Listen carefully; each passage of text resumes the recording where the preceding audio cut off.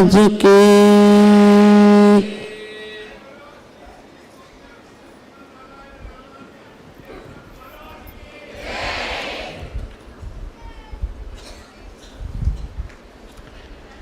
వినేదాన్ని ఎంతవరకు మనసులో పెట్టుకుంటున్నామో మధ్య మధ్యలో పరీక్ష అన్నమాట ఇది.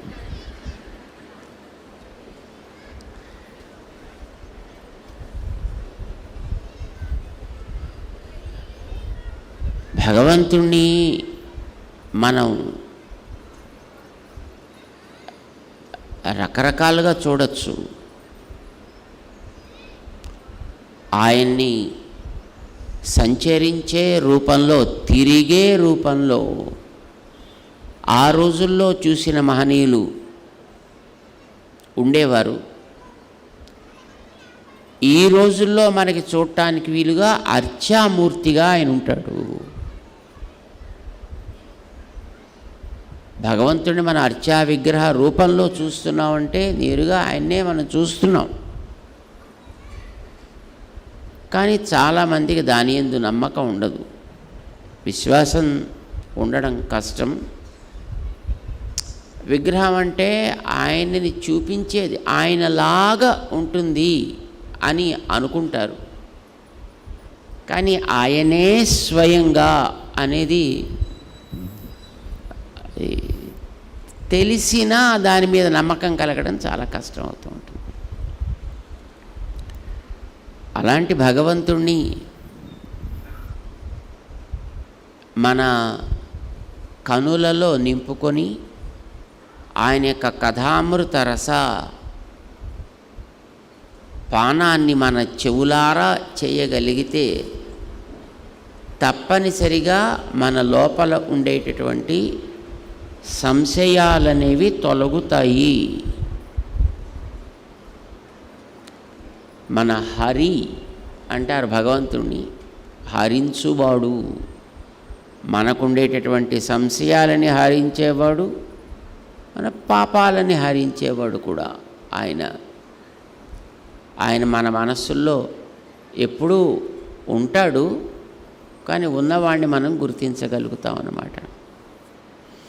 ఆ ప్రయత్నం చేద్దామని కూర్చున్నాం మనం. భగవంతుడు కొంచెం కొంచెం పరీక్ష పెడుతూ ఉంటాడు అప్పుడప్పుడు.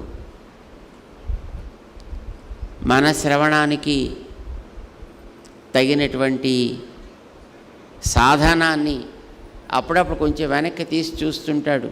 నువ్వు కేవలం పైన శబ్దాలే వింటున్నావా, అర్థాలని కూడా భావిస్తున్నావా లేదా అనేది ప్రాబబ్లీ చెక్ చేస్తూ ఉంటాడు కాబోలు. That's okay.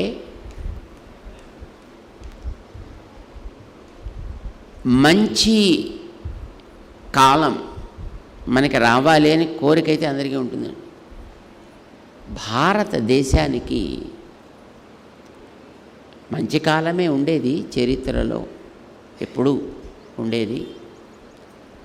కానీ ఈ మధ్యయుగంలో, మధ్యయుగం అంటే సుమారుగా 11వ శతాబ్దం భగవద్ రామానుజ స్వామి వారి యొక్క అవతారం చాలించిన తరువాత కాలం నుంచి దీనికి ఏర్పడ్డ కొన్ని రకాలైనటువంటి మార్పుల ప్రభావం చేత, భౌతికమైనటువంటి మార్పుల ప్రభావం చేత దీనికి మళ్ళీ కొంత డౌన్ఫాల్ ఏర్పడింది.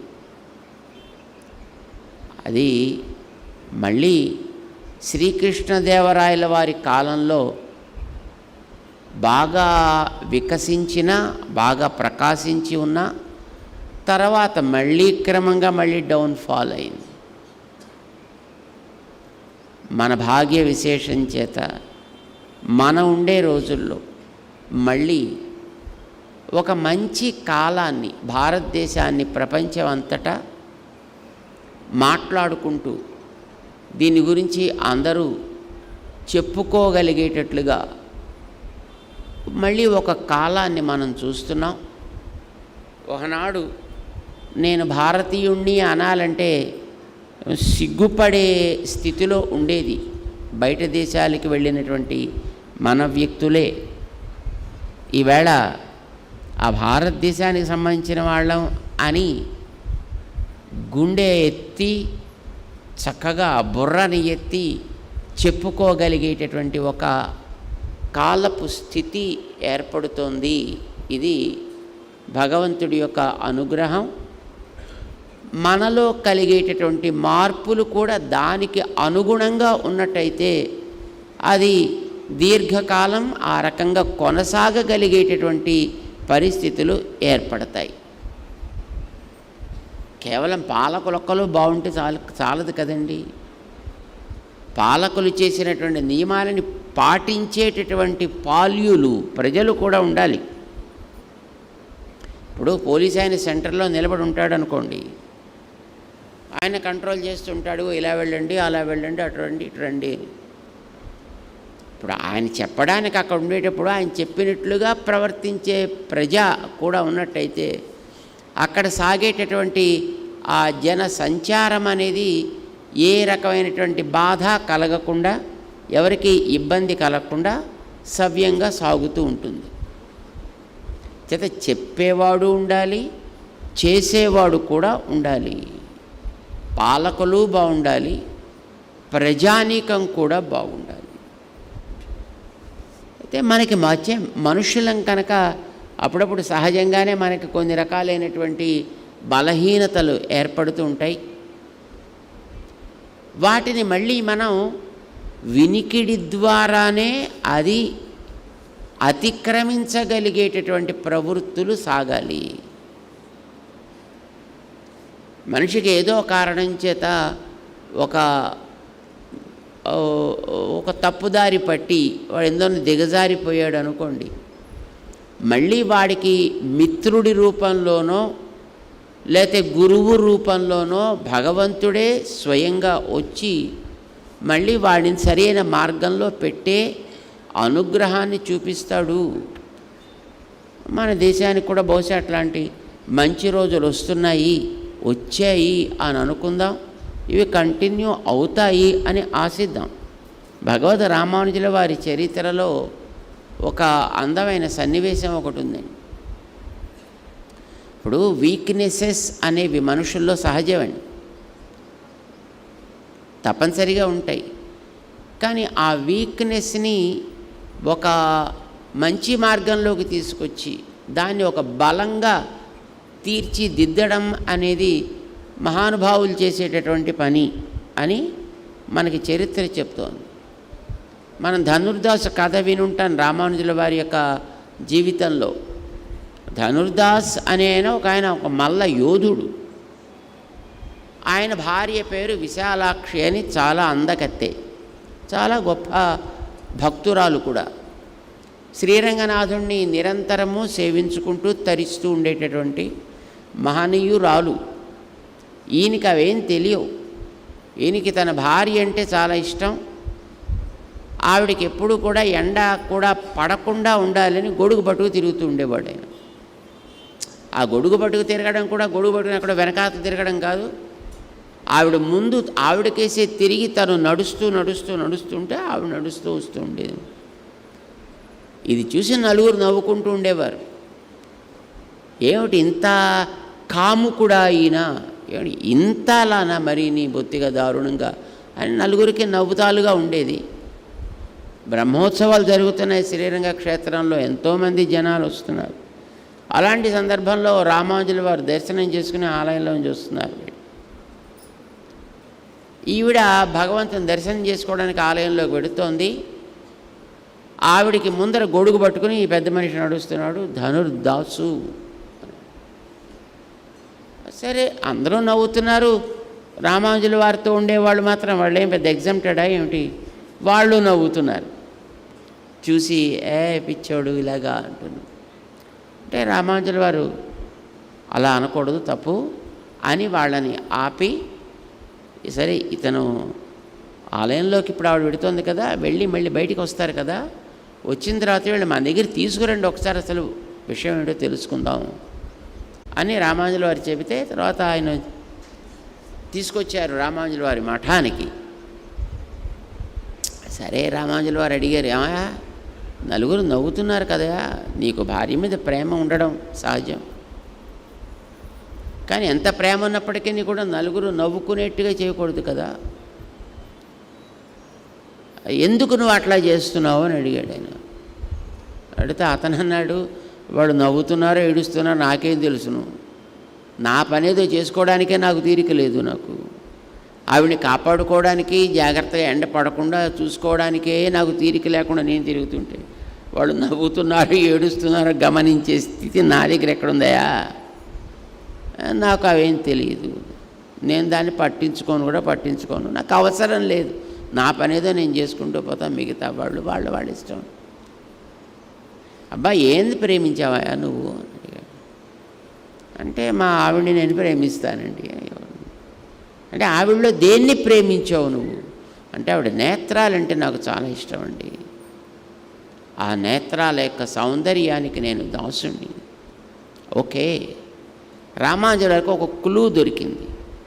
ఆ వ్యక్తి అందాన్ని ఉపాసించేటటువంటి వ్యక్తిత్వం కలవాడు కనుక అందాన్ని ఉపాసింపచేసే పద్ధతి ఒకటి అతనికి కనుక నేర్పినట్లయితే బాగుపడతాడు అనుకున్న రామానుజుల వారు అడిగారు అతన్ని, నువ్వు నిజంగా నేత్రాన్ని ప్రేమిస్తున్నావా?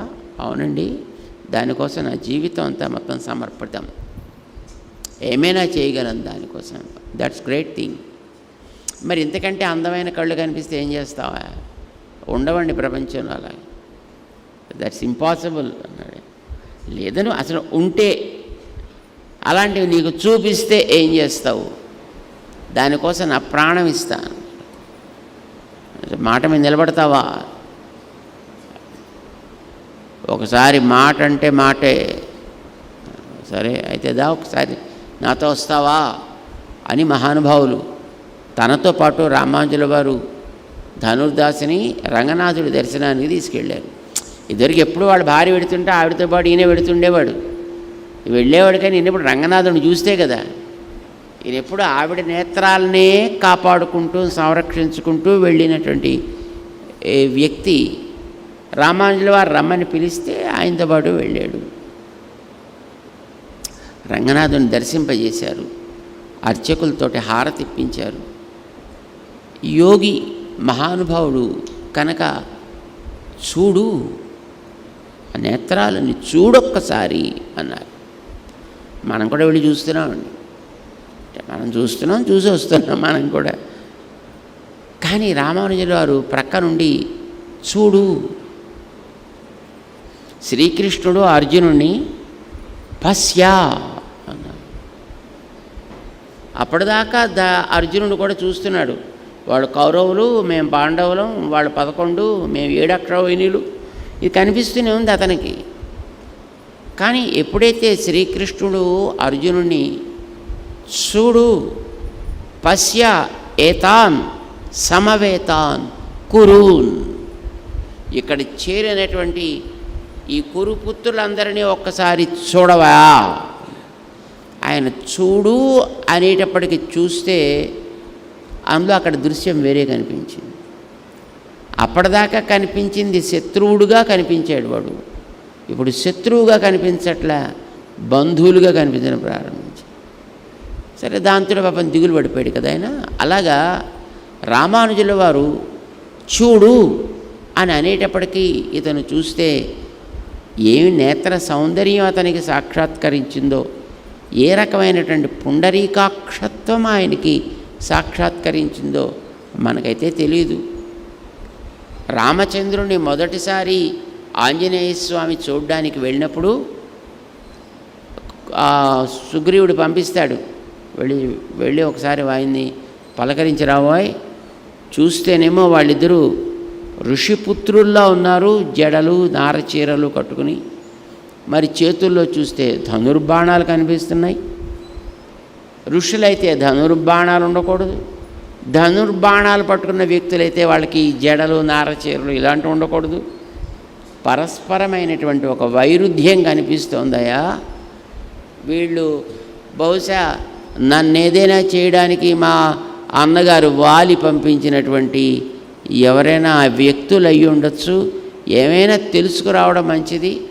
నువ్వైతే కొంచెం బుద్ధిమంతుడివి, జాగ్రత్తగా గమనించగలుగుతావు, వ్యక్తుల యొక్క హావభావాలను కూడా గమనించగలిగేటటువంటి యోగ్యత నీలో ఉంది కనుక వెళ్ళి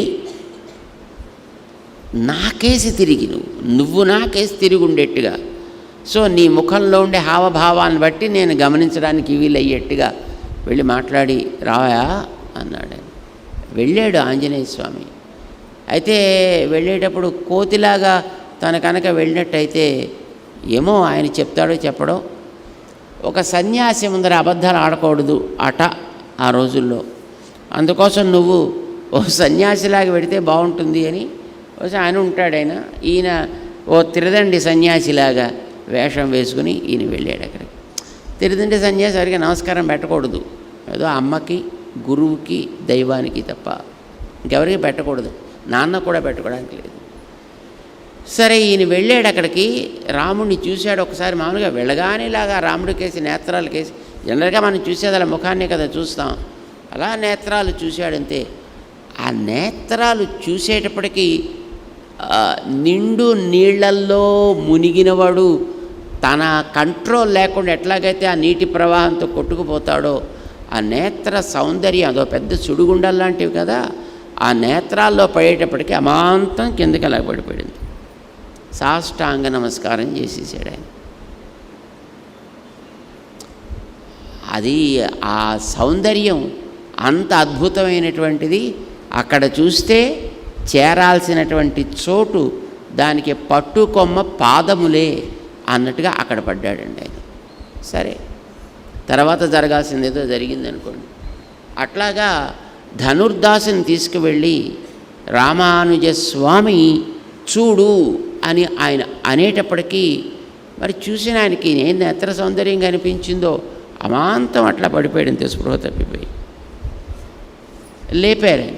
అమ్మయా ఏమైంది చూసావా లేదా అంటే ఆయన ఏదో ఆలాపన చేస్తున్నాడు. ఆయన అమ్మో దీనికోసం నేను ప్రాణమిస్తా నా సర్వస్వము వదిలేస్తా అన్నట్టుగా.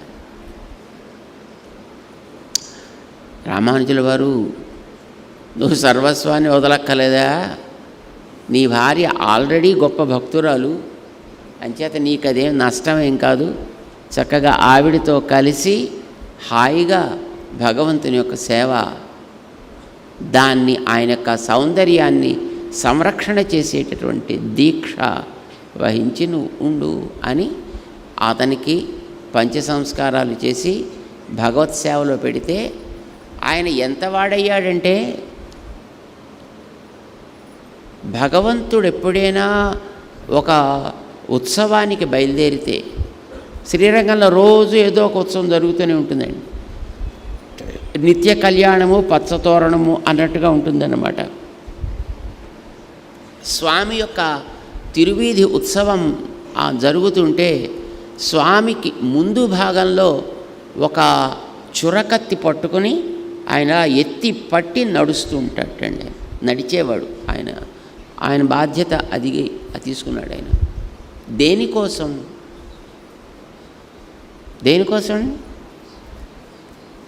ఎవడైనా దేవుణ్ణి ఏమైనా ఒక మాట ఆయనకి వ్యతిరేకంగా ఒక మాట కనుక ఎక్కడి నుంచైనా వచ్చినట్టయితే ఆ కత్తి వాణ్ణి కొట్టడానికి కాదు, తనని పొడుచుకోవడానికి.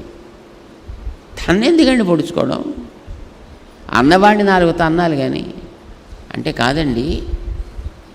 భగవంతుడు మన కోసం ఈ లోకంలోకి వచ్చి అవతరించి మనిషి అయితే మనిషిగా, జంతువు అయితే జంతువుగా, చెట్టు అయితే చెట్టుగా, పక్షి అయితే పక్షిగా ఏ రూపం ధరిస్తే ఆ రూపపు నైజాన్ని 100% పాటిస్తూ తనకు అవసరం లేకపోయినా మన మధ్య సంచరిస్తూ ఆయన మన సేవల్ని అందుకొని ఉంటే అంత కరుణాపూర్ణుడు కృపాడు అయినటువంటి ఆయన గురించి తెలుసుకునే గుండె లేని, తెలుసుకున్న అర్థం కాని బుర్ర లేని ఇలాంటి ఈ పాడు ప్రజానీకం మధ్య బతకడం కంటే చావడం మేలు. భక్తులు అంటారండి. వరం హుతవహ జ్వాలా పంజరాంత వ్యవస్థితి నా శౌరి చింతా విముఖ జన సంవాస వైశసం అని అంటారు. 4 వైపులా మొత్తం ఒక పెద్ద పంజరం ఏర్పాటు చేసి దానికి బాగా గుడ్డలు గట్రా కట్టి దాని నిండా ఆయిల్ నెయ్యి పోసి దాన్ని మంట పెడితే ఆ మధ్యలో ఒక వ్యక్తిని పెట్టాడు అనుకోండి, ఏమైపోతాయండి?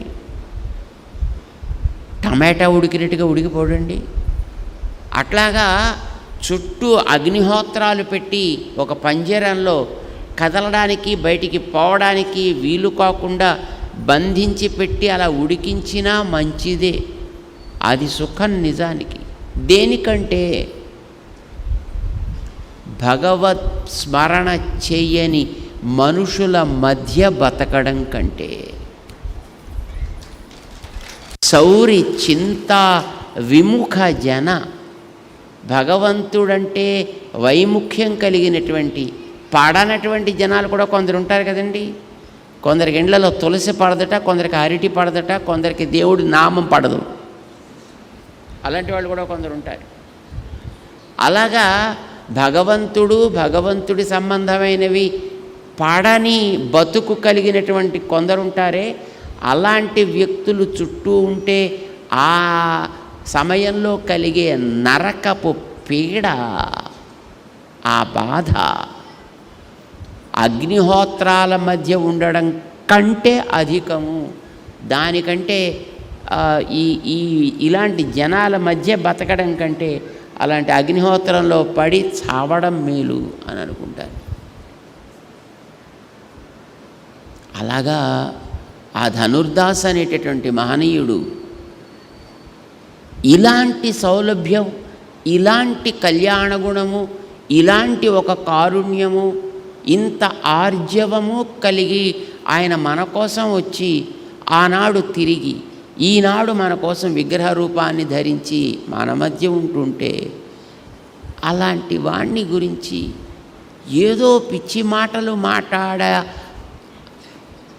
తత్వం కలిగిన వ్యక్తులని చూస్తూ ఈ కళ్ళతోటి అలాంటి వాళ్ళు నడిచి ఈ మట్టి మీద నడవడం కంటే శుభ్రంగా పొడుచుకొని ప్రాణం తీసుకోవడం మంచిది అని ఆ కత్తితోటి తన తలనే కట్ చేసుకోవడానికి రెడీగా ఉంటాడండి.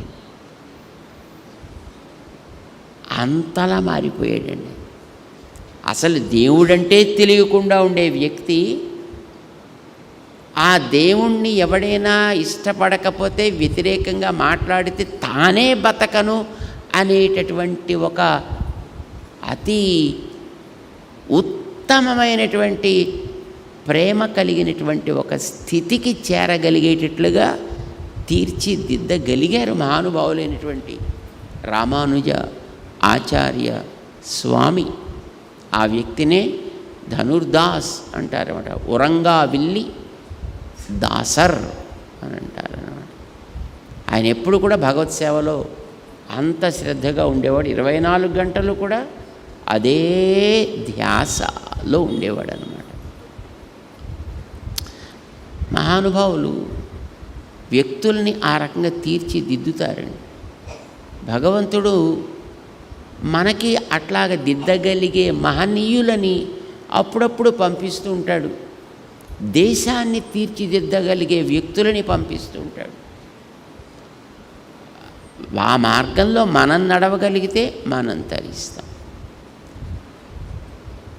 జనాలు ఎలా ఉండాలండి? వాళ్ళు చేసేటటువంటివి గొప్ప కార్యాలు వాళ్ళు చేస్తూ దేశానికి ఒక మంచి పేరు ప్రతిష్టలు తీసుకొచ్చేటట్లుగా వాళ్ళు ప్రవర్తించిన ఆ దేశాల్లో ఉండేటటువంటి వ్యక్తులుగా మనమేమి చేయాలి, మనం ఎట్లా ఉండాలి? అయోధ్యాపురంలో దశరథుడు పరిపాలన చేసే రోజుల్లో ఆనాడుండే జనాలు ఎలా ఉండేవారో కూడా చెప్పారండి వాల్మీకి భగవానుడు.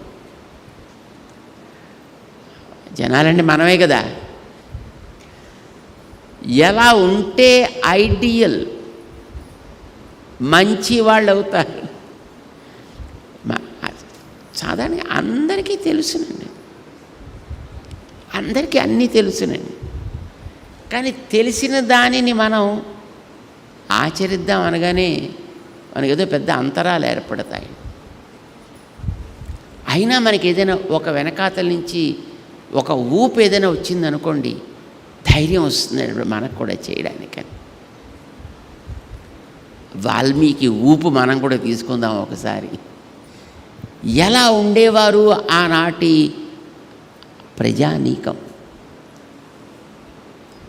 అయోధ్య ఎట్లా ఉండేదో చెప్పుకున్నాం, దశరథుడు ఎట్లా ఉండేవాడో మనం చెప్పుకున్నాం.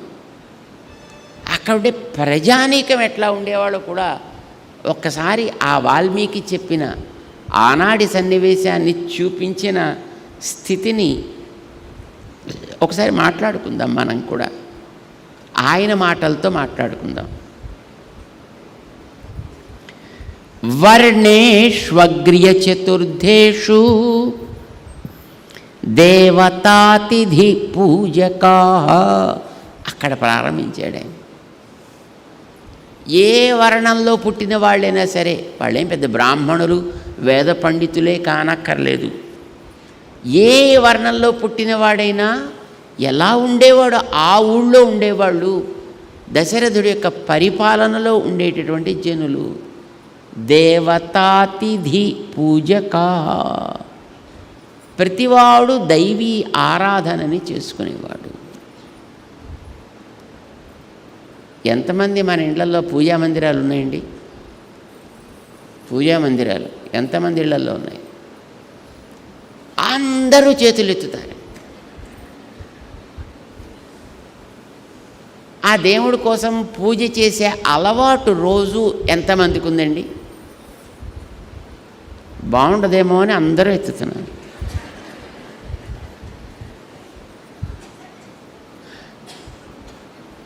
మేము ఒక్కొక్కసారి కొన్ని ఇళ్ళకి వెళుతుంటాం, తీసుకెడుతుంటారండి. ఇప్పుడు ఆ ఇండ్లలో పబ్లిక్ చూపించడానికి ఉండే పూజా మందిరం ఉంటుంది పెద్దది. వాళ్ళు రోజు ఏదో అప్పుడప్పుడు ఏదో నమస్కారం పెట్టుకోవడానికి, కాస్త ఏదో ఇలా అనుకోవడానికి ఓ చిన్న గూడు ఒకటి ఉంటుందండి మధ్యలో. ఆ చిన్న గూడులో వాళ్ళు అనుకునేవన్నీ ఉంటాయి.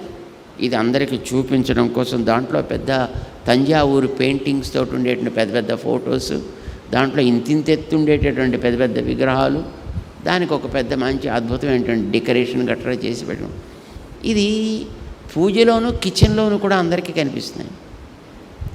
ఇళ్లల్లో ఇప్పుడు ఈ మధ్య కాలంలో కొత్తగా ఇళ్ళు కట్టుకునేవాళ్ళు పబ్లిక్ కోసం ఉండేటువంటి ఒక పెద్ద కిచెన్ ఒకటి ఉంటుంది. వాళ్ళు వండుకోవడానికి లోపల కిచెన్ వేరే ఉంటుంది. ఇది పబ్లిక్ చూపించడానికి, అది ప్రాక్టికల్గా వాడడానికి. దేవతారాధన చేయని వ్యక్తి ఆ ఊళ్ళో ఉండేవాడు కాడట. ఎవడైనా ప్రతివాడు కూడా వాడికి తగ్గట్టుగా, వాడికి తెలిసినట్లుగా, వాడికి శిక్షణ జరిగినట్లుగా ప్రతివాడు దేవతారాధన చేసుకునేవాడు. అతిథులని ఆదరించేటటువంటి వాళ్ళు. ఎందుకంటే అయోధ్య నగరానికి ప్రతిరోజు వేల మంది విదేశాల నుంచి వాణిజ్యం కోసం వచ్చేవారు అని కదండి నిన్న మనం చెప్పుకున్నాం. ఆ ఊరు యొక్క మహాత్మ్యం, ఆ ప్రాంతపు యొక్క, ఆ రాష్ట్రం యొక్క ప్రభావం తెలిసి దేశ విదేశాల నుంచి ఎక్కడెక్కడి నుంచో అందరూ కూడా యాత్రకు వస్తుండేవారట. అలా వచ్చిన వాళ్ళందరికీ ఎవరికి కష్టం కాకుండా అతిథి పూజ. కృతజ్ఞాః వదాన్యాశ్చ శూర విక్రమ సంయుతా. వాళ్ళందరూ కూడా కృతజ్ఞులు. తమ దగ్గర నుంచి ఎవరైనా ఏదైనా ఒక చిన్న సేవని స్వీకరిస్తే వాళ్ళని ఎప్పుడు జ్ఞాపకం పెట్టుకునేవారు. వాళ్ళకి ఏది చేసినా తృప్తి తీరక చేసేవారు. అలాని చేతకాని వాళ్ళై కాచుమండి, శౌర్యంలోనూ పరాక్రమంలోనూ కూడా ఆరితేరిన వ్యక్తులై ఉండేవారు వారంతా కూడా. దీర్ఘాయుష. పెద్దవాళ్ళు ఉంటూ ఉండగా చిన్నవాళ్ళు చనిపోవడం అనేటటువంటిది ఎప్పుడు ఉండేది కాదు. అంటే ఇమ్యూనిటీ పవర్ బాగుండేది. ఇప్పుడు మనందరూ కోవిడ్ తర్వాత ఇమ్యూనిటీ బాగా తెలిసింది కదండి మనకి. అది మంచి తిండి తింటే ఇమ్యూనిటీ పెరుగుతుంటండి, దేహ రక్షణ వ్యవస్థ బలపడుతుంది. వాళ్ళందరూ కూడా మంచి తిండి తినేవారు, ఎవరి పనులు వాళ్ళు చేసుకునేవారు. ఇప్పుడు అందరికీ మనకి ఎవరో పనులు అందరూ చేసి పెడితే శుభ్రంగా మనం వెళ్ళి పచ్చడి కూడా మనం రుబ్బాల్సిన అవసరం లేదు, చట్నీస్ అని ఒకటి ఉంటుందండి, నీకు ఏది కావాలంటే అది కొనుక్కు తెచ్చుకో, శుభ్రంగా అట్లానే తినేచ్చు. ఏదైనా ఎవ్రీథింగ్ ఈజ్ లైక్ దట్. ఇప్పుడు ఏది వండే ప్రశ్న లేదు కదా ఇప్పుడు మనకందరికీ. దైహికమైనటువంటి శ్రమ అనేది ఇప్పుడు మనకి తెలియకుండా పోయింది. కానీ అందరూ కూడా దైహికమైనటువంటి శ్రమతో వాళ్ళు స్వయంగా చేసుకున్నటువంటి పదార్థాలని చక్కగా వాళ్ళు ఆస్వాదించేవాళ్ళు, తమ వాళ్ళందరికీ కూడా అందించేవాళ్ళు, కనుక చాలా కాలం జీవించేవాళ్ళు వాళ్ళందరూ కూడా. ఇప్పుడుకి మీ అందరికీ తెలుసును, మనకి ఇంకా వయసు రాకుండానే కళ్ళజోళ్ళు అవసరం అవుతున్నాయి. కాసేపు కూర్చుంటే నడుము పడుతుంది, కాసేపు చూస్తే మెడ పడుతోంది మనకి. కానీ నిన్న పాపం ఒక ఆవిడని తీసుకొచ్చారండి, ఆవిడకి 100 ఏళ్ళు ఆవిడకి. ఇప్పటికీ పాపం కళ్ళద్దాలు అక్కర్ లేకుండా చక్కగా పేపర్ చదువుతుందండి ఆవిడ. ఇంట్లో వాళ్ళ బట్టలు వాళ్ళే ఉతుక్కుంటారట, వాళ్ళ వంట ఏదో దేవుడి కోసం వాళ్ళే చేసుకుంటారు. సో నా పీపుల్ ఆర్ లైక్ దాట్. అంటే వాళ్ళల్లో ఏ రకమైనటువంటి మానస కాలుష్యం ఉండకపోతే వాళ్ళకి భగవంతుడు దైహికమైనటువంటి ఆరోగ్యాన్ని కూడా దీర్ఘంగా ఇస్తాడండి. ధర్మం సత్యంచ సంశ్రితా, వాళ్ళ అనుష్ఠానాల్లో లోపం ఉండేది కాదు. అందరికీ హితం కోరడంలో వాళ్ళు ఎప్పుడు కూడా వెనకాడేవారు కారు. సహితా పుత్ర పౌత్రైశ్చ నిత్యం స్త్రీభి పురోత్తమే, వాళ్ళ బంధువర్గాలతోటి ఉమ్మడి కుటుంబాలుగా ఉండేవి. ఇప్పుడు అందరివి కూడా మనకి అన్ని చిన్న చిన్న కుటుంబాలు కదండి. అసలు మన స్కూల్లో చదివే చదువు దగ్గరే ఆరంభమైంది. అమ్మ, నాన్న, అక్క, తమ్ముడు, that is the good family. ఇది దాటి ఎవడైనా ఒకడు వచ్చాడంటే దాంట్లో ఇట్స్ ఎ బ్యాడ్ ఫ్యామిలీ అని మన స్కూల్లో చదువు అక్కడ ప్రారంభమైంది. అంటే అమ్మగారి అమ్మ నాన్న వచ్చినా, నాన్నగారి అమ్మ నాన్న వచ్చినా, ఇంటికి బాబాయ్ గారు ఎవడో వచ్చినా, ఎవడైనా అతిథి వచ్చినా వాళ్ళని ఆదరిస్తే it becomes a bad family అనేది పిల్లల హృదయాల్లో పడగలిగేట్టుగా మనం జాగ్రత్తగా చదువులు చెప్తున్నామండి వాళ్ళకి. గుడ్ ఫ్యామిలీ, బ్యాడ్ ఫ్యామిలీ అలా టీచ్ చేస్తున్నాం మనం. కానీ ఇదివరకు ఎప్పుడు ఉమ్మడి కుటుంబాలే. ఉమ్మడి కుటుంబాలు కనుక వాళ్ళలో ఇప్పుడు మనుషుల తర్వాత భార్యాభర్త అన్న తర్వాత అప్పుడప్పుడు ఏవో చిన్న చితుకు ఏవో వస్తుంటాయి కదండి. కానీ అలా రాగానే ఇప్పుడు ఏమవుతుంది, అది పట్టింపులు పెరిగిపోయి వాళ్ళ మొహం వీళ్ళు చూడకుండా, వాళ్ళతో వీళ్ళు మాట్లాడకుండా క్రమంగా దూరం అయిపోయి ఆ తర్వాత ఎవరు మా నాన్న వాళ్ళ ఐసోలేట్ అయ్యి వెళ్ళిపోతారు. కానీ ఆ రోజుల్లో ఇప్పటికి కూడా ఉమ్మడి కుటుంబాల్లో ఉండేవాళ్ళకైతే వాళ్ళకి ఎప్పుడైనా అవసరమైతే పైన ఉండి వాళ్ళని వీళ్ళని సర్ది చెప్పాల్సినవి చెప్పి చేయాల్సినవి చేత కాకపోతే నేర్పే పెద్దవాళ్ళు ఉంటుండేవారు. ఉమ్మడి కుటుంబం ఆనందదాయకమైనటువంటి కుటుంబంగా సాగుతూ ఉండేది. అలాంటివి ఉండేవి, ఎప్పుడు కూడా ఉమ్మడి కుటుంబాలు ఉండేవిటండి. ఎవరు వాళ్ళ వర్ణ నియమాలని అతిక్రమించేవారు కారుట.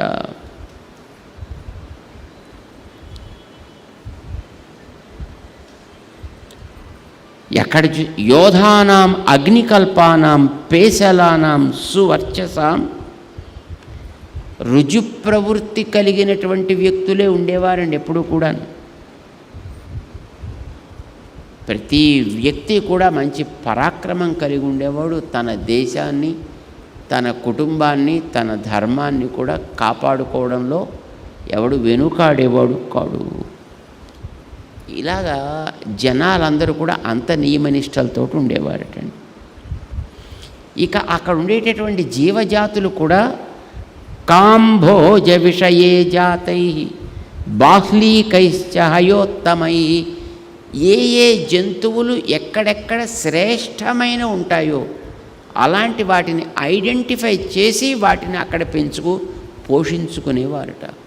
గోవులు ఎక్కడ మంచివైతే అలాంటి మంచి గోవులు, గుర్రాలు ఎక్కడ మంచివి దొరికితే అలాంటి మంచి గుర్రాలు, ఏనుగులు ఎక్కడ మంచివైతే అక్కడ, ఏదో గాడిదలు ఎక్కడ మంచివైతే అక్కడవి. ఏదైనా ఏ జంతువైనప్పటికీ కూడా ఎక్కడ ఉత్తమమైనటువంటి జాతి కలిగినటువంటి జంతువులు లభిస్తే అక్కడక్కడి నుంచి వాటిని తెచ్చి వాటిని జాగ్రత్తగా పోషించుకునేవారట. అందులో మళ్ళీ రకరకాల జాతులు ఉంటాయి. ఉత్తమ జాతి అంటే ఒకటే ఉండదు, దాంట్లో మళ్ళీ 5-6 రకాలు ఉంటాయి. అలాంటి వాటి అన్నిటినీ తెచ్చి వాళ్ళు అక్కడ పోషించగలిగేవారటండి. వాటికి రకరకాల పేర్లు పెట్టారు. భద్రములని, మంద్రములని, మృగములని, భద్రమంద్రములని, మంద్రమృగములని, ఇలా రకరకాలుగా వాటిల్లో ఉండేటటువంటి ఆ యోగ్యతలని గుర్తించి వాటిని తెచ్చి జాగ్రత్తగా పెంచేవారట. అందుచేతనే అయోధ్యానగరం యొక్క కీర్తి ఆ ఒక్క ఊరికి మాత్రమే పరిమితం కాకుండా మొత్తం అన్ని దిక్కులలోనూ కూడా వ్యాపించేది. అలాంటి దాన్ని మహానుభావుడైనటువంటి దశరథుడు పరిపాలన చేసేవాడు యోగ్యులైనటువంటి మంత్రివర్యుల చేత. మన దగ్గర ఉండేటటువంటి ఎయిర్ బస్సు మంత్రి వర్గాల్లాగా ఒకసారి ఇంతమంది ఒకసారి ఇంతమంది అలా ఉండేవారు కారుటండి. అప్పుడు కూడా మంత్రులు నియతంగా ఉండేవారు, యోగ్యులైన వ్యక్తులు మంత్రులు అయ్యేవారు. దశరథుడికి కూడా మంత్రజ్ఞ ఇంగితజ్ఞాశ్చ, ఆలోచన చేసే విధానాన్ని నేర్చిన వ్యక్తులు మంత్రులు అయ్యేవారు. హెల్త్ అంతే అసలు తెలియనటువంటి వ్యక్తి హెల్త్ మినిస్టర్ గాను, ఓ అంటే పొట్టకొస్తే అక్షరం ముక్క లేనివాడు ఎడ్యుకేషన్ మినిస్టర్ గాను, వాడికి A+B+ అంటే ఏమిటో తెలియనివాడు వాడు కామర్స్ మినిస్టర్ గాను, ఇలాగా ఫైనాన్స్ మినిస్టర్ గాను, ఇలాగా అసలు విషయ పరిచయం లేనటువంటి వ్యక్తులు పరిపాలకులు కారు. ఇప్పుడు ఆశ్చర్యం కదా నిజానికి. మనకి ఒక చిన్న ఆఫీసులో ఉద్యోగం చేయాలంటే వాడికి ట్రైనింగు, వాడికి దాని మీద మళ్ళీ పరీక్ష, అప్పుడు వాడికి ఆ ఉద్యోగం ఇస్తాను. టీచర్ కావాలంటే ఇస్తారు, ఐఏఎస్ ఆఫీసర్ కావాలంటే ట్రైనింగు, ఓరియంటేషను, సర్టిఫికేషను, ఏది కావాలన్నా ఉంటుందండి. పోలీస్ కావాలంటే ఉంటుంది, మరొకటి కావాలంటే ఉంటుంది. వీళ్ళందరినీ నిర్ణయం చేసి నడిపించేటటువంటి మంత్రులు కావాలంటే యోగ్యతలేం అక్కర్లేదు. ఎంత పనికిరాని వెధవైతే వాడంత మంచి మంత్రి కావచ్చు అండి. రాజకీయ నాయకులకి అంతే కదా కావచ్చు. యోగ్యతలేంటి? ఏం లేవు. కనీసం వాడు 1-2 తరగతులు కూడా చదవాల్సిన అవసరం లేదు. కన్స్ట్రక్షన్ రంగాలలో దశాబ్దపు అనుభవంతో కస్టమర్ల మరియు శ్రేయోభిలాషుల మన్ననలను, నమ్మకాన్ని గెలుపొందిన సంస్థ విఆర్ఆర్ కన్స్ట్రక్షన్స్. నాణ్యతకు నమ్మకానికి మారుపేరు VRR constructions. Independent houses, apartments, villas అన్ని రకాల హంగులతో అలరించే అద్భుతమైన వెంచర్స్ తో పాటు అందరికీ అందుబాటు ధరలో సొంత ఇంటి కలను సాకారం చేసే నమ్మకమైన సంస్థ VRR constructions. Please visit VRR constructions, వరటెక్స్ plaza near Radhika theatre, ECL X Road, Hyderabad. Call to 9100885551 9100885551. ఇది చాలా ఆశ్చర్యం అండి. కానీ దశరథుడి యొక్క పరిపాలన మంత్రులు అట్లా ఉండేవారు కారు. మంత్రజ్ఞా, ఆలోచన చేసేటటువంటి పద్ధతి ఏమిటో తెలిసిన వాళ్ళు ఉండేవారు.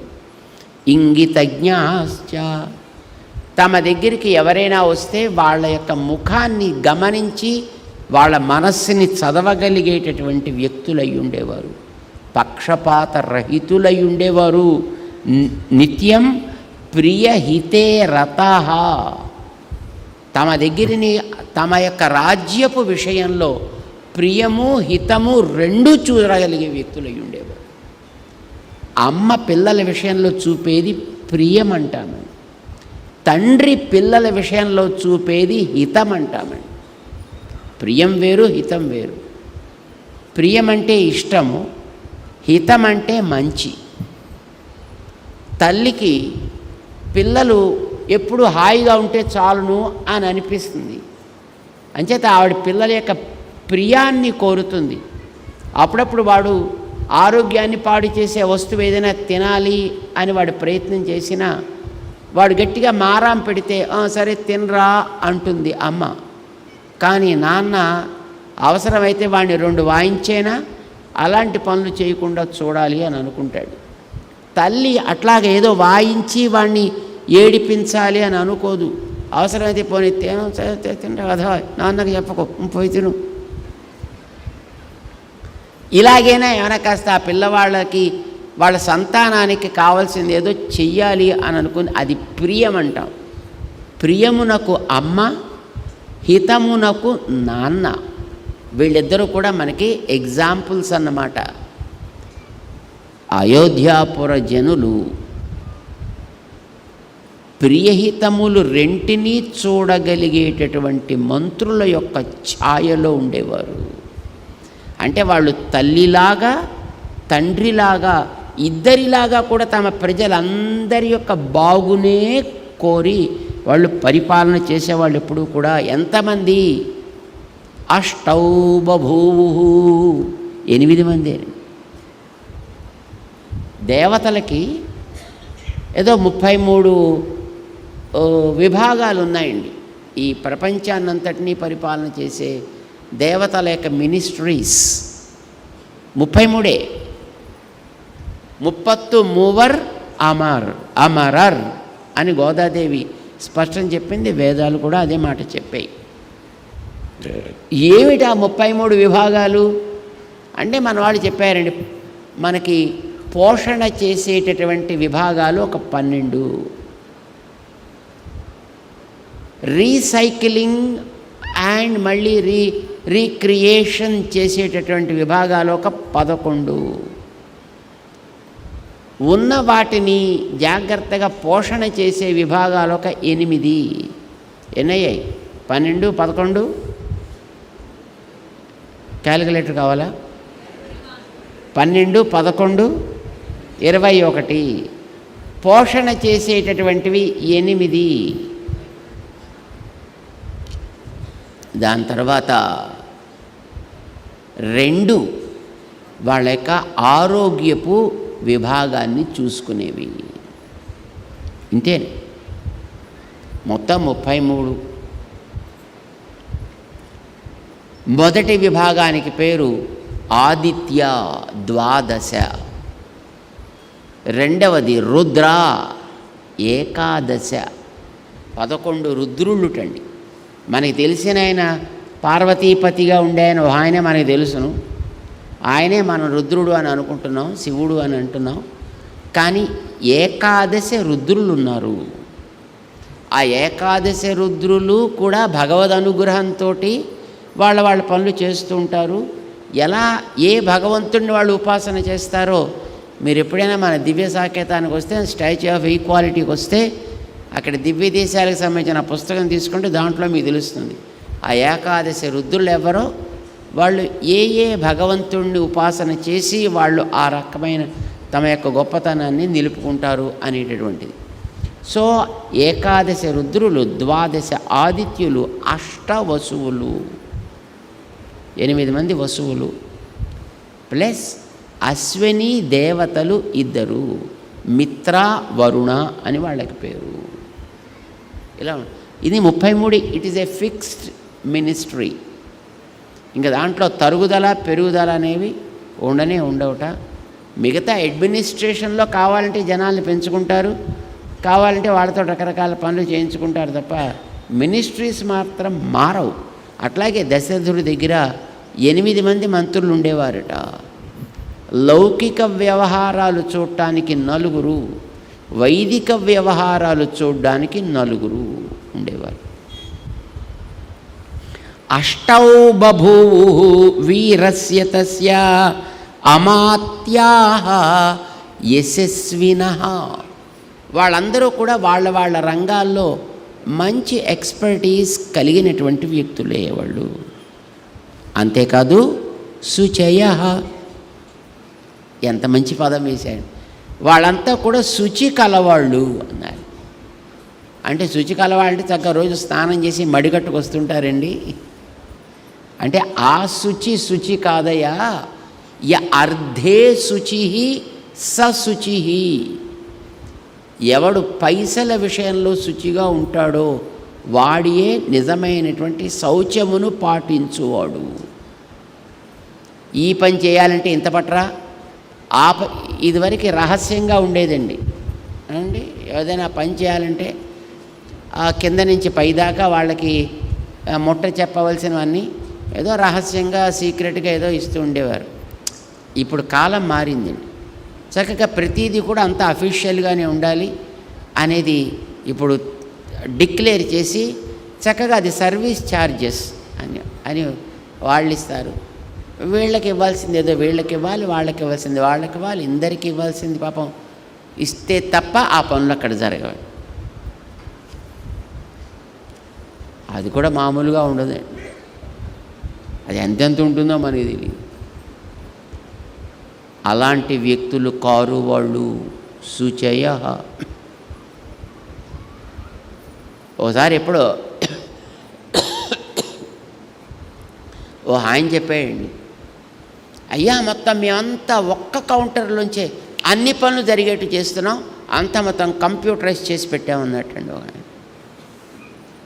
అంటే తర్వాత ఆయన దగ్గర వచ్చి, సార్ కంప్యూటర్ కూడా ఇవ్వాల్సింది ఇస్తే తప్ప అది పనిచేయని ఉంటుందండి అన్నాడు. అంటే కంప్యూటర్ కూడా ఇవ్వాల్సింది ఇస్తే అది కూడా పనిచేయదు. ఇప్పుడు మన వాళ్ళు అంతా అంటుంటారు కదండి, మీ అందరికీ నేరుగా మీ ఖాతాలకే వచ్చేట్టుగా మేము చేస్తున్నాము. చాలా ఎంత గొప్ప కార్యం అండి, మహత్కార్యం అది. వాళ్ళ నేరుగా అక్కడి నుంచి వీడి ఖాతాకి నేరుగా వచ్చేట్టుగా చేస్తాడు. కానీ ఇప్పుడు ఈ ఖాతాల్లో పెట్టేటటువంటి ఆ బ్యాంక్ వాడు ఉంటాడు కదా, వాడికి ఆ పైవాడికి కాంటాక్ట్ ఉంటుందండి. వీడి దాంట్లోకి వచ్చిన వీడికి రిలీజ్ చేయాలంటే వాడికి ఇచ్చేది ఇస్తే తప్ప వీడికి రాదండి. వీడికి అంత డైరెక్ట్గా చేసినా దాంట్లోంచి వెళ్ళవలసినవి. ఒక కంసాలి వాళ్ళంటే ఏం చేస్తుంటారు, బంగారు ఆభరణాలు చేసే ఆయన కదండి. సరే మామూలుగా వాళ్ళ వ్యాపారం చేసుకుంటున్నారు. ఆ కంసాలి ఆయనకి ఒక కొడుకు కూతురు ఉన్నారు. కూతురుకి వివాహం చేసి అత్తవారింటికి పంపించాడు. సరే కొంతకాలం అయిన తర్వాత మళ్ళీ పుట్టింటికి వచ్చింది ఆవిడ. అప్పుడప్పుడు వస్తుంటారు కదండి. పుట్టింటికి వచ్చినప్పుడు ఆవిడ అనుకుందిట, బయటవాడు ఎవడికో ఇస్తే బంగారాన్ని అందులో మళ్ళీ కొంత వాడు కమిషన్ వాడు కొంత కట్ చేసుకోవాల్సింది, ఇవన్నీ పోతాయి. మా అన్నకే ఇచ్చినట్టయితే, నా సోదరుడికే ఇచ్చినట్టయితే అది వాడు చక్కగా నీట్గా ఎక్కడ మధ్యలో డిస్కౌంట్ లేకుండా మంచిగా చేసి ఇస్తాడు కదా అని ఇంటికి వచ్చినప్పుడు పాపం వాళ్ళ అన్నగారిని పిలిచి, ఒరే అన్నయ్య, నాకు నువ్వు కొత్తగా ఏం చేసి పెట్టక్కర్లేదు కానీ నా వస్తువుని కొంచెం మంచిగా చేసి పెట్టరా అని ఆవిడకి ఇచ్చింది. వాళ్ళ అన్నగారికి ఇచ్చి వచ్చింది. ఇది పాపం నాన్నగారు కొంచెం దూరంగా కూర్చున్నాడు, ఆయన గమనిస్తున్నాడు ఆయన. సరే ఈవిడ వెళ్ళిన తర్వాత అడిగేట, ఎరా జాగ్రత్తగా చూస్తున్నావా లేదా అంటే వాళ్ళ చెల్లెలు ఇచ్చింది, మనవాడు ఏం చేస్తాడో అని పాపం తండ్రి గారు కనిపించి, ఎరా జాగ్రత్తగా చూస్తున్నావా అని అడిగట్టండి నాన్న ఆ పిల్లాడిని. లంకకి చేరాల్సింది ఆల్రెడీ చేరుతోంది అన్నట్టండి వాడు. ఇచ్చింది చెల్లెలే అయినా వాడి వృత్తి ధర్మంగా అందులోంచి ఏది తీసి పక్కకి వెయ్యాలో అది ఆల్రెడీ వేసేయడం అయిపోయింది. Everything is official. ప్రతిదీ అఫీషియల్. అలాంటి స్థితి ఆ మంత్రుల్లో ఉండేది కాదు. వాళ్ళకు వచ్చేటటువంటి ఆయం ఏదో, వాళ్ళకు వచ్చే జీతం ఏదో వాళ్ళకి ఉంటుంది కనుక తాము చేసేటటువంటి వృత్తిలో శుచి కలిగిన వాళ్ళు అందులో ఎక్కడ ఎవడి నుంచి ఏది ఆశించేటటువంటి దౌర్బల్యము లేనటువంటి వ్యక్తులు వాళ్ళు. శుచయః. ఎందుకుంటుంది అలా? అనురక్తాశ్చ.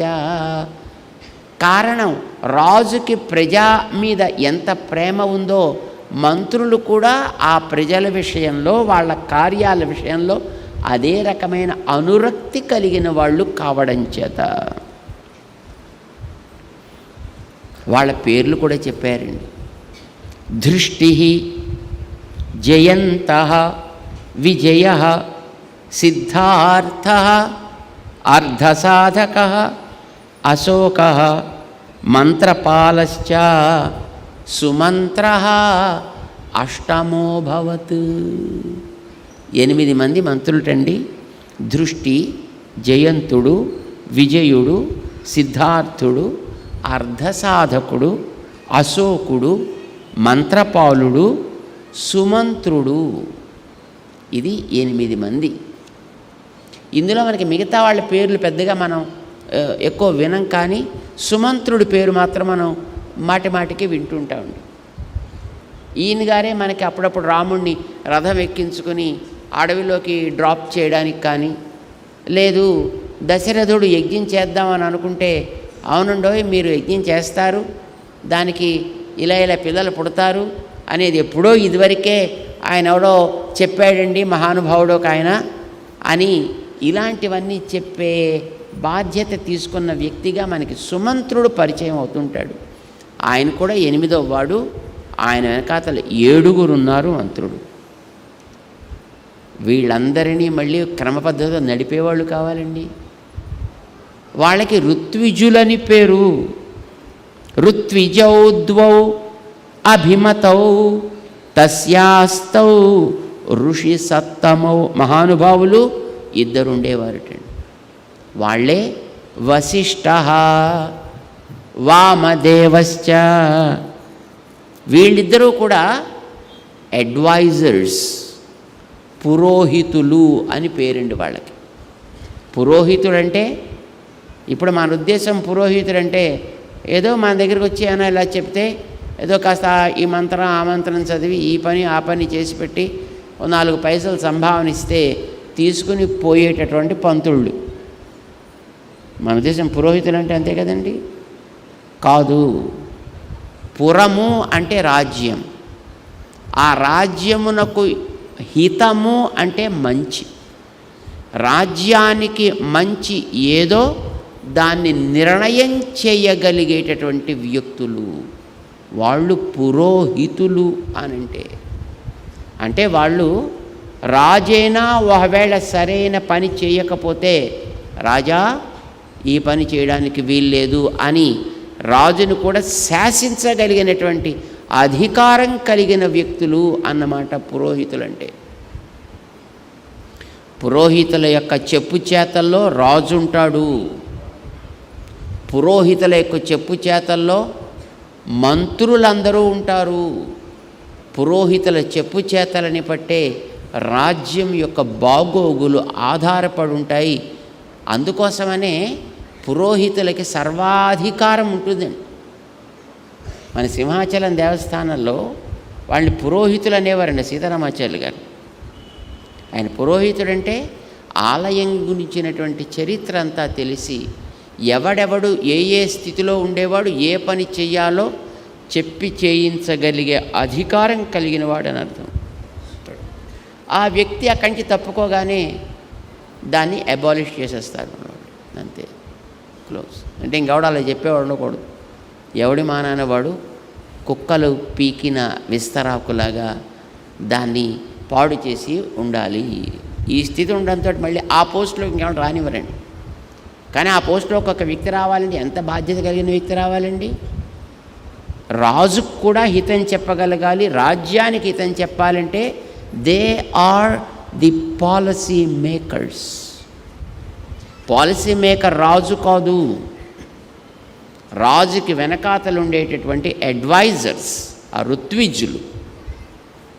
మరి వాళ్ళకేంటండి, వాళ్ళు మనుషులే కదా, వాళ్ళు గ్రంథాల మీద ఆధారపడి ఉంటారు. వాళ్ళకి శాస్త్రం ప్రమాణం. ఋత్విజులు అనే వాళ్ళకి శాస్త్రం ప్రమాణం. అల్టిమేట్లీ ఏమైందండి, నడిపేది శాస్త్రమే తప్ప వ్యక్తులు కారు. ఎందుకంటే వ్యక్తులు అనగానే వాళ్ళకి కొన్ని బలహీనతలు ఉంటాయి కదా. వాళ్ళకి మతిమరుపు అనేది ఉంటుంది కదా, లేదు వాళ్ళు కొంతకాలం మర్చిపోవచ్చు కూడాను. కనుక వ్యక్తి మీద ఆధారపడి ఎప్పుడు నిర్ణయాలు జరిగేవి కాదు, శాస్త్రం మీద ఆధారపడి నిర్ణయాలు జరిగేవి. ఎందుకని శాస్త్రం అనేది పర్మనెంట్, శాస్త్రం ఎప్పుడు ఉంటుంది కదండి. వ్యక్తిగా ఈవేళ ఈయన ఉంటాడు, రేపొద్దున ఆయన పోతాడు, కానీ శాస్త్రం అట్లా పోయేది కాదు కదా. అంచేత శాస్త్రములో నిపుణులెవ్వరో వాళ్ళు ఋత్విజులు అవుతారు. వాళ్ళ ఆధీనంలో రాజులు ఉంటారు, వాళ్ళ ఆధీనంలో మంత్రులు ఉంటారు, వాళ్ళ ఆధీనంలో అడ్మినిస్ట్రేషన్ ఉంటుంది, వాళ్ళ ఆధీనంలో ప్రజలు ఉంటారు. ఆ ప్రజల అభిప్రాయాన్ని గౌరవిస్తూ రాజు ఉంటాడు. నియమానికి విరుద్ధం కానంత వరకు దాన్ని పాటిస్తాడు. నియమ విరుద్ధమైన చోట మాత్రమే వాళ్ళ ఇన్వాల్వ్మెంట్ ఉంటుంది. ఇప్పుడు మన వాళ్ళు అవండి ప్రజాస్వామ్యం ప్రజాస్వామ్యం అంటున్నారు. అర్థం ఏంటి ప్రజాస్వామ్యం అంటే? ప్రజలే పాలకులు. అవండి మీ ప్రజలే, మీరంతా ప్రజలే కదా, మీ ఇష్టం వచ్చినట్టు నడుస్తున్నాయా? నేను మీరు చెప్పినట్టు ఉంటాయా? ప్రజలే పాలకులు, ప్రజలు ఎన్నుకోవాలి, ప్రజలు ఎన్నుకున్న వాళ్ళే పరిపాలకులు కావాలి. ఎన్నుకోవడం దాకా బాధ్యత తప్ప వాడేమైనా పాడు పని చేస్తే వాడిని ఒరే నువ్వు పాడు పని చేసావు గెట్ అవుట్ అనడానికి వీళ్ళకి అధికారం లేదు. అంతే కదండి. అప్పుడు ఎందుకది? పిచ్చాడి చేతిలో రాయి పెట్టినప్పుడు. ఇప్పుడు తప్పు చేస్తే తప్పు చేసిన వాళ్ళు వెనక్కి లాగగలిగే అధికారం కూడా ఉండాలి కదండి. కానీ ఈ ప్రజలు అనే వాళ్ళకి అది లేదు. కనుక ప్రజాస్వామ్యం ఇది, ప్రజలు ఎన్నుకున్నటువంటి వాళ్ళ పాలకులు. ఇప్పుడు ఆ పాలకులంతా చేసేది ప్రజల అభిప్రాయాన్నే అని పేరు. కానీ ఈ ప్రజలకి రకరకాల వ్యసనాల పాలు చేసి వీళ్ళ వల్ల వాళ్ళు వస్తారు. వచ్చిన తర్వాత వాళ్ళని ఎవడు ఏం చేయలేడు. వాడు చేసేటటువంటిది ఎప్పుడు కూడా స్వార్థం కోసం చేస్తాడు, దానికి తగ్గట్టుగా మిగతావన్నీ నడిపిస్తాడు. ఇంకేమవుతుంది అప్పుడు? రాజ్యం కంట్రోలే ఉంటుంది అప్పుడు దానికి. ఇప్పుడు మన పరిస్థితి అది.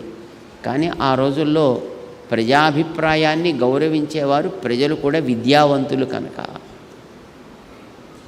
రాజు పరిపాలకుడుగా ఉన్నా ఆయన సొంత నిర్ణయాలు ఏం చేసేవాడు కాదు, మంత్రుల యొక్క సలహాతోటి. మంత్రులు ఏ రకంగా ఉన్నప్పటికీ వాడు చేసేది సరియా కాదా నిర్ణయం చేసిన దాన్ని అమలు పరిచేటట్లుగా చేసే అధికారం కలిగినటువంటి అడ్వైజర్స్ ఋత్విజులు ఉండేవారు, పురోహితులు ఉండేవారు. వాళ్ళని నియమించేటటువంటి శాస్త్రం ఉండేది. ఎప్పటికైనా శాస్త్రమే పరమ ప్రమాణం కావాలి. ఆదో శాస్త్రం ప్రమాణం కావాలండి, అంతే తప్ప వ్యక్తులు ప్రమాణాలు కాకూడదు ఎప్పుడు కూడాను. గ్రంథం గ్రంథం అంటే ఇప్పుడు మనకి గ్రంథం ఏమిటవుతుందండి? ఇప్పుడు దేశం నడవాలనుకోండి, గ్రంథం ఏమవుతుంది? కాన్స్టిట్యూషన్, రాజ్యాంగము, అది గ్రంథం కావాలి. అందరూ దాన్ని ఫాలో కావాలి. ఫాలో అయ్యేవాడెవడో వాడిని మనం అట్టే పెట్టాలి. ఫాలో కానివాడిని వెనక్కి లాగి మళ్ళీ వాడిని 4 తన్ని బయటికి పంపించగలిగే స్థితి కూడా ప్రజల చేతుల్లో ఉండాలి. అది సరైనటువంటి పాలనా విధానం అవుతుందండి. అందుకే పాపం వాల్మీకి చెప్పేయండి, వాళ్ళంతా కూడా విద్యా వినీతాః, చక్కటి స్కాలర్షిప్ కలిగిన వాళ్ళు వాళ్ళంతా కూడాను. విద్యా వినీతాః అంటే మంచి ప్రవేశం కలిగిన వాళ్ళు విద్యలో. అలాని కళ్ళు నెత్తికెక్కి ప్రవర్తించేవాళ్ళు కాదు. రీమంతః, వాళ్ళు ఎప్పుడు కూడా అయ్యో నాకు ఇంత తెలిసినా ఇంకా ఏమి తెలియని వాళ్ళలానే ఉండేవారటండి. ఎప్పుడు తెలుసుకోవాలని కోరిక కలిగి ఉండేవాళ్ళు. కుశలాహ, తెలిసిన దానిని అమలు పరచడంలో వెనుకాడని వాళ్ళు అయి ఉండేవాళ్ళు. నియతేంద్రియాహ, ఆ అమలు పరచడంలో ఎవడైనా ప్రలోభాలకి గురి చేద్దామని అనుకుంటే అలాంటి ప్రలోభాల పాలు అయ్యేవారు కారు. ఎందుకని? శ్రీమంతః, వాళ్ళకి కావలసిన సంపదలు వాళ్ళకే ఉండేవి. ఎవడో పెట్టే గడ్డి తినడానికి ఎప్పుడు వాళ్ళు సిద్ధపడేవాళ్ళు కారు. మహాత్మానః, మంచి మనస్సు ఉన్నవాళ్ళు వాళ్ళంతా కూడా, చక్కటి మనస్సు కలిగిన వాళ్ళు. శాస్త్రజ్ఞాః, చక్కటి చదువు కలిగిన వాళ్ళు వాళ్ళంతా కూడా తమ తమ విషయాన్ని వాళ్ళు కూలంకషంగా నేర్చిన వాళ్ళు. అంతేకాదు నేర్చిన దానిని పాటించాలనే నిశ్చయం కలిగిన వాళ్ళు. దృఢ విక్రమాః, అందుకోసమే కీర్తిమంతశ్చ, 10 మంది వీళ్ళ గురించి మాట్లాడుకునేవాళ్ళు. అంతేకాదు ప్రణిహితాః, తమకి ఏదైతే బాధ్యత ఏర్పడిందో ఆ బాధ్యతలో ఎప్పుడు పరాకు అనేది ఉండేది కాదు. చేయాల్సినటువంటి పనిలో వాళ్ళ పని ఏంటి? రాజ్యాన్ని, రాజుని, ప్రజలని జాగ్రత్తగా చూసుకొనుట. అందులో ఎప్పుడు వాళ్ళకి పరాక్ అనేది ఉండేది కాదు. ప్రణిహితాః యథావచనకారిణః, చెప్పేదొకటి చేసేదొకటి ఉండేది కాదు వాళ్ళకి. ఏది చెబుతారో అదే చేసేవారు, ఏది చేయగలరో అదే వాళ్ళు చెప్పేవాళ్ళు. మేనిఫెస్టో ఇచ్చేటప్పుడు భయంకరంగా ఇచ్చేసి ఆచరణలోకి వచ్చేటప్పటికి 0 సున్నాలు చూపించే రకం కాదు వాళ్ళు. చెప్పింది చెప్పినట్లుగా చేయగలిగే యథావచనకారిణః. అంతేకాదండి, వాళ్ళల్లో ఉండేటటువంటి ఆత్మవిశ్వాసం అసమానమైనది. దాన్ని కాపాడుకునే ఓరిమి కూడా అంతా ఉండేది వాళ్ళల్లో. అందుకే వాళ్ళని గురించి నలుగురు మాట్లాడుకునేవారు.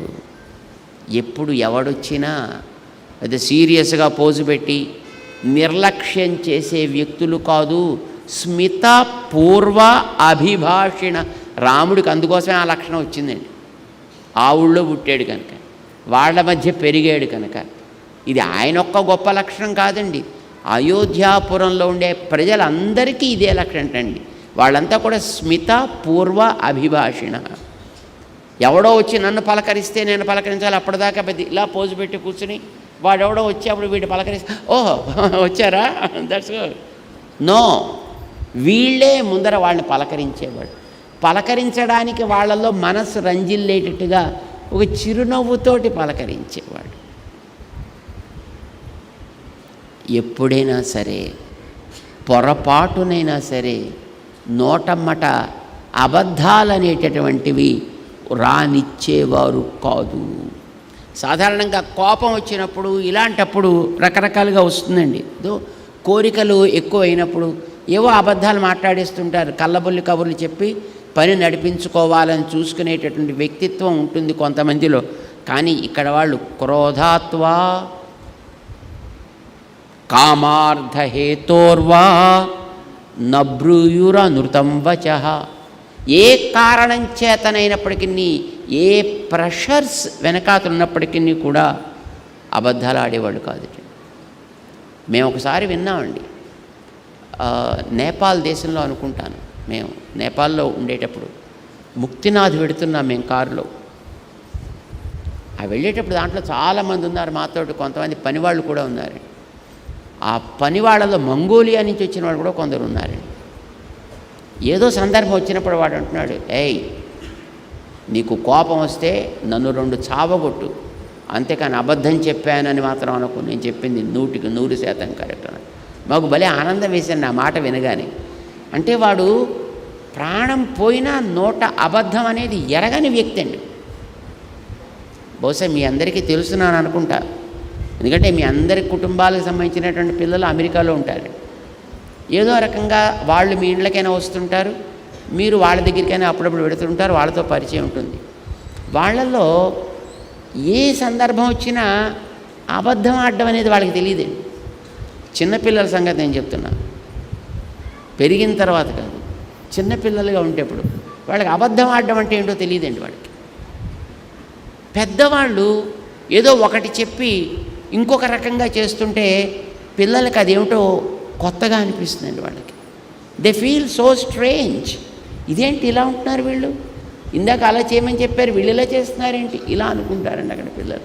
ఇప్పటికి కూడా ఇంకా ఈ పద్ధతి మనం విదేశ పద్ధతుల్లో చూస్తున్నామండి. మన దగ్గర ఎంత ఉందో మాకు తెలియదు, అది మీరే చెక్ చేసుకోవాలి. అక్కడ ఉండేటటువంటి పరిపాలక వర్గంలో ఉండేటువంటి వ్యక్తులందరికీ కూడా తమ దేశం గురించి, తమ చుట్టుపక్కల దేశాల గురించినటువంటి సమాచారంలో తెలియనిదంటూ ఏది ఉండేది కాదట వాళ్ళకి తేషాం అవిదితం కించిత్ స్వేషు నాస్తి పరేషు వా. తమ దేశాల్లో ఉండేటటువంటి వ్యవహారాల గురించి, పరదేశపు వ్యవహారాల గురించి పూర్తి స్పష్టత కలిగిన వాళ్ళు. అలా ఉండేవాళ్ళు కనుకనే వాళ్ళకెప్పుడు కూడా ఏ విషయం కావాలన్నా వీళ్ళు నేరుగా వెళ్ళి అక్కడ చూసి నేర్చుకోవడం కాదండి, చారులనే కళ్ళని పెట్టుకుని వీళ్ళు నేర్చుకునేవాళ్ళు. అవన్నీ కూడా చార చక్షువులు అని అంటారండి. అంటే వీళ్ళకు ఉండేటటువంటి ఏజెన్సీస్ అలాంటివి ఉండేవన్నమాట. వాళ్ళకి సమాచారాన్ని ఎక్కడక డిస్టార్ట్ కాకుండా చక్కగా ఇవ్వగలిగేవి. మంచి మంచి వ్యవహారాలు చేయడం చక్కటి నేర్పరితనం కలిగిన వాళ్ళు, పరీక్షించి తప్ప నిర్ణయాలు చేసేవాళ్ళు కాదు. తప్పు ఎవడు చేసినా దండించేవాడు. నావాడు చేస్తే వాడు ఎవడైనా సరే మంచిదే, కానీ నాకు పడని వాడు ఎవడైనా, వాడు ఏ పని చేసినా సరే వాడిని ఆక్షేపించడమే లక్షణము, వాడిని దండించడమే లక్షణంగా ఇప్పుడు ఉంటారండి. మన చుట్టూ చూసే జనాలంతా అలాగే ఆల్మోస్ట్ కనిపిస్తారండి. మనవాడు కాకపోతే వాడు ఏం చేసినా తప్పే, మనవాడైతే ఏం చేసినా అది ఒప్పే. ఇలా ఉండేది కాదు వాళ్ళల్లోనూ. ప్రాప్తకాలంతు తే దండం ధారయేయు సుతేష్వపి. తన కొడుకే తప్పు చేసినా వాడిని 4 దండనలు విధించి మళ్ళీ వాడిని సరైన మార్గంలో పెట్టేవాటండి. ఇది ఆ ఊళ్ళో ఉండేటటువంటి మహానుభావుల యొక్క నియమం. పాలకుల యొక్క శాసనములని తూచా తప్పకుండా పరిపాలన చేసేటటువంటి వ్యక్తిత్వం వాళ్ళల్లో ఉండేది. మనం చూస్తుంటామండి, ఇప్పుడు మన దగ్గర మనందరికీ తెలుసును, చెత్త ఉంటే డస్ట్బిన్లో వెయ్యాలని తెలుసునండి. తెలీదండి మనకి. కానీ మన దగ్గర ఉండే కాగితాలు నీలా తిప్పేసి టక్మని ఇక్కడే పక్కన విసిరేస్తాం. కాగితాలు, దారాలు ఇలాంటివన్నీ మన ఇళ్లల్లో ఉండే చోట కూడా మనం చూస్తామండి. ఏది ఎక్కడ ఎట్లా విసర్జించాలో దాన్ని అక్కడ అట్లానే విసర్జించాలి, అలానే ఉంచాలి. ఇది వాళ్ళల్లో ఉండేదిటండి. ఎప్పుడు కూడా పరాయి సొత్తుని ఆశించే ప్రవృత్తి వాళ్ళల్లో ఉండేది కాదు. అలా అని వీళ్ళంతా ఏదో మడిగట్టు కూర్చునేవాళ్ళు కాదండి. అందరూ కూడా సువాసస, సువేషా, సుశాలిన, అందరూ కూడా చక్కటి ఒక అవగాహన కలిగి బతకాలి అనేటటువంటి మనస్తత్వం ఉండేదిటండి. అక్కడ ఉండేటువంటి వాళ్ళందరిలో కూడా అందరూ మంచి మాట్లాడేవాళ్ళు, అందరూ చక్కగా చదువుకునేవారు.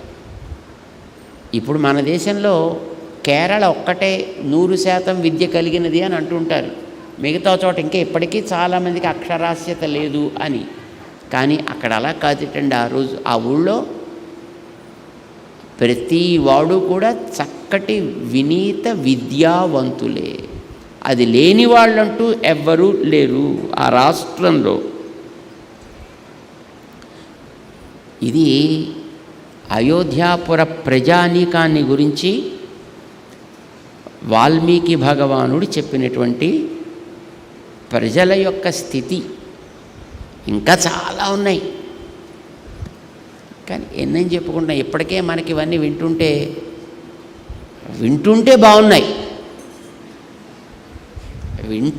బాగున్నాయి, కానీ ఆచరించాలంటే ఎవడి బలహీనత వాడిది. That's okay. కనీసం ముందర వినడం మనం నేర్చుకుందాం. ఇలా ఉండాలి అని ఒక సంకల్పం అయితే చేద్దాం. ఇలా ఉండగలిగేటటువంటి వ్యక్తులే ఉండాలి పైన. పరిపాలకులుగా అనేది మనం ఒక నిర్ణయం తీసుకోవాలి. దానికి తగ్గట్టుగా మనం ఎక్కడో ఒక చోట ఒక రకమైనటువంటి ప్రయత్నాన్ని అయితే ఆరంభం చేయాలి. అది ఎప్పటికవుతుంది, ఎలా అవుతుంది, అది వాడు నిర్ణయం చేస్తాడు, మనం కాదు. ఇది కూడా వాడే చేసుకోవచ్చు అని మనం అనకూడదు. మనకి భగవంతుడు తెలివిచ్చాడు, మనకి భగవంతుడు శక్తినిచ్చాడు. మనకిచ్చిన తెలివిని శక్తిని మంచికి వాడాలి. ఆ వాడే ఉద్యమం మనం ప్రారంభం చేయాలి. ప్రయత్నం చేద్దాం. అలా వాడగలిగేటటువంటి మనస్సులో సంకల్పం అయితే ముందర చేద్దాం. సంకల్పం అంటూ చేస్తే అది కార్యాన్వితం ఏదో నాటికి తప్పనిసరిగా జరిగి తీరుతుంది. అది ఎంత త్వరగా అయితే మనం అంత అదృష్టవంతులం అవుతాం. జై శ్రీమన్నారాయణ. సూరయః దివి వజక్షురాతతం తద్విప్రాసో విపన్యవో జాగృవాం దసమిందతే విష్ణోర్యత్పారమం పదం పర్యాప్త్యా అనంతరాయాయ సర్వస్వమోతిరాత్ర ఉత్తమమహర్భవతి సర్వస్యాప్త్యై సర్వస్య చిత్యై మేవతేనాప్నోతి సర్వం జయతి. ఓం నారాయణాయ విద్మహే వాసుదేవాయ ధీమహి வந்துன்னைச்சேவித்து உன்பொத்தாமரையடியே போத்தும் பொருள் கேளாய். பெத்தம்மே தொண்ணுங்குலத்தில் பிறந்து நீ குத்தேவலங்களை கொள்ளாமல் போகாது. பறை கொள்வான் அன்னுகான் கோவிந்தா எத்தைக்குமேழேழு பிறவிக்கும் உந்தன்னோடு தோமேயாவோம் உனக்கே நாம் ஆள் செய்வோம். மத்தைனும் காமுங்கள் மாத்தேலோரிம்பாவாய். கடல் கடைந்த மாதவனை கேசவனை திங்கள் திருமுகத்துச் செய்ழையார் சென்னிறைஞ்சி அங்கப்பறை உண்ட வாத்தை அணிவுதுவை பைங்கமரத் தண்டெறியல் பட்டர்பிரான் கொதை சொன்னார். சங்கத்தமிழ் மாலை 30 தப்பாமே இங்கே பரிசுரைப்பா சென்னிறைஞ்சி அங்கப்பறை உண்ட வாத்தை அணிவுதுவை பைங்கமரத் தண்டெறியல் பட்டர்பிரான் கொதை சொன்னார். சங்கத்தமிழ் மாலை 30 தப்பாமே இங்கே பரிசுரைப்பாரிரண்டு மால்வரை தோள் செங்கண் திருமுகத்து செல்வத் திருமாலால் எங்கும் திருவருள் வெத்து இன்புருவரெம்பாவாய். பல்லாண்டு பல்லாண்டு பல்லாயிரத்தாண்டு பல கோடி நூறாயிரம் மல்லாண்ட திண்டோல் மணிவண்ணா உன் சேவடி செவ்வி திருக்காப்பு அடியோடும் நின்னோடும் பிரிவின் 1000 பல்லாண்டு வடிவாய் நின் வளமார்பிலில் வாழுகின்ற மங்கையும் பல்லாண்டு வடிவார் சோதி வலத்துறையும் சுடராழியும் பல்லாண்டு படை போர் புக்கு முழங்கும் அப்பாஞ்ச சந்நியமும் பல்லாண்டே. காலேஷ்வவ்யாஹத பராக்ரம ராமானுஜார்ய திவ்யாக்ஞா வர்ததாமபிவர்ததாம். ராமானுஜார்ய திவ்யாக்ஞா பிரதிவாசரமுஜ்வலா திகந்தவ்யாபினி பூயாத் சாஹி லோகஹிதைஷினி. ஸ்ரீமன் ஸ்ரீரங்க ஸ்ரீமனுபத்ரவா அனதினம் சம்வர்தயா ஸ்ரீமன் ஸ்ரீரங்க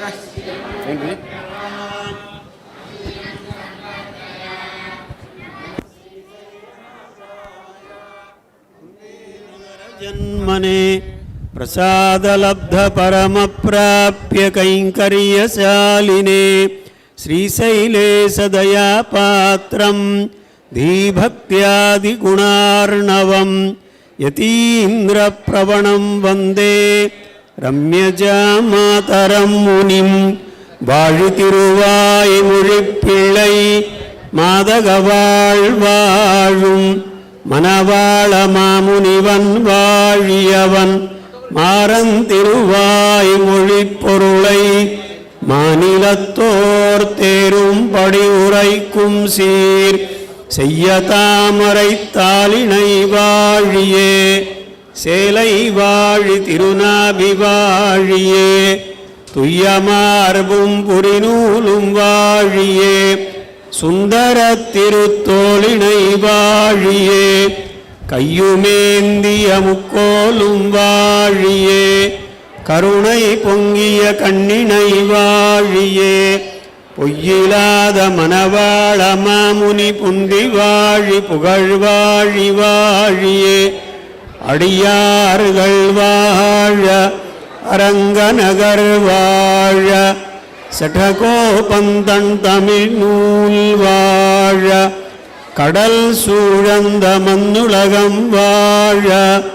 மணவாள மாமுனியே இன்றும் ஒரு நூத்தாண்டிரும் திருவாடிப்பூரத்தில் செகத்துதித்தாள் வாழியே திருப்பாவை 30 செப்பினாள் வாழியே பெரியாழ்வார் பெத்தெடுத்த பெம்பிள்ளை வாழியே பெரும்புதூர் மாமுனிக்கு பின்னானாள் வாழியே 143 ఉరైతాள். పనేసియా మెరిడియన్ హాస్పిటల్స్ ప్రతి సామాన్యుడికి అందుబాటులో అంతర్జాతీయ వైద్య ప్రమాణాలతో వైద్యం 24 గంటల అంబులెన్స్ సర్వీసుతో పాటు అత్యవసర సేవలతో ఏర్పాటైన చికిత్సా విభాగం మా దగ్గర గుండె సంబంధిత మూత్రపిండ కాలేయ కంటి జబ్బులకు మోకాళ్ల శస్త్రచికిత్సతో పాటు కోవిడ్-19 బ్లాక్ ఫంగస్ వంటి వైరస్లకు అన్ని రకాల ఆరోగ్య సమస్యలకు నమ్మకమైన అత్యాధునిక వైద్య చికిత్సను అందిస్తున్న హాస్పిటల్ పనేసియా మెరిడియన్ హాస్పిటల్స్. మీ ఆరోగ్య సమస్య ఏదైనా ఇప్పుడు పరిష్కారం సాధ్యం.